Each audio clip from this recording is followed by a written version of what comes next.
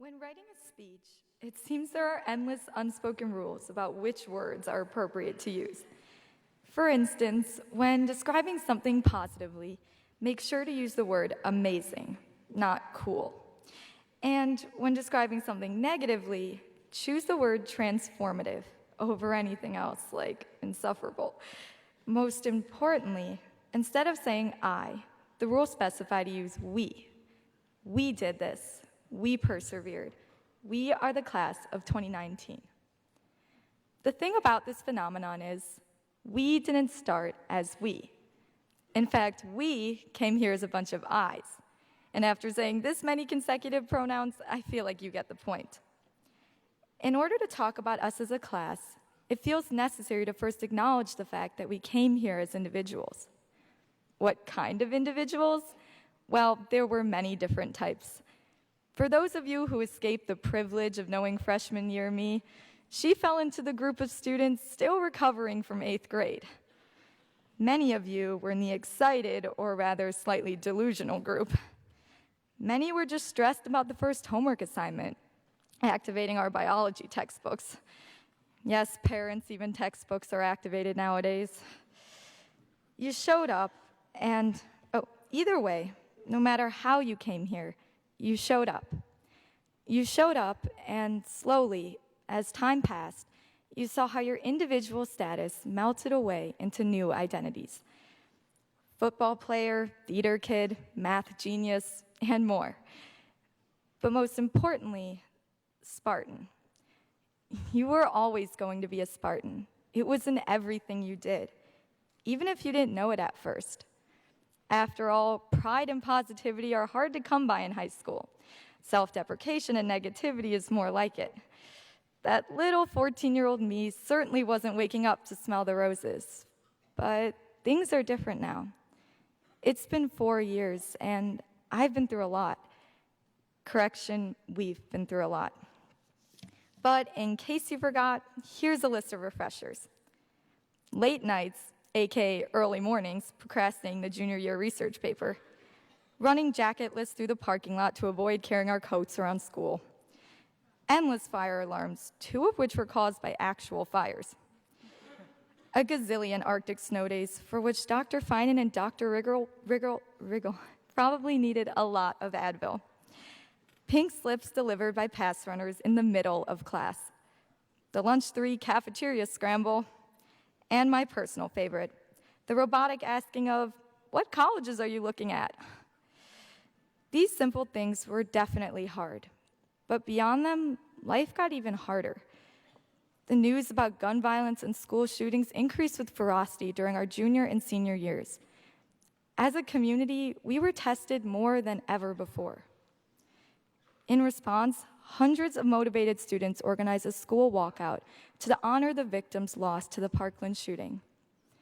Meanwhile, brave administrators worked on improving security procedures so that we could come to school feeling a little safer every day. Now, don't get me wrong. The point of me saying all this isn't to highlight the bad, but rather to help us realize how we overcame it in ways that have shaped not only the school and community, but ourselves. I mean, just look at us. Glance at the surface and see the academic excellence, tournament wins, state championships, or epic plays. But don't stop there. Look further into the nooks and crannies, the places we have grown and flourished.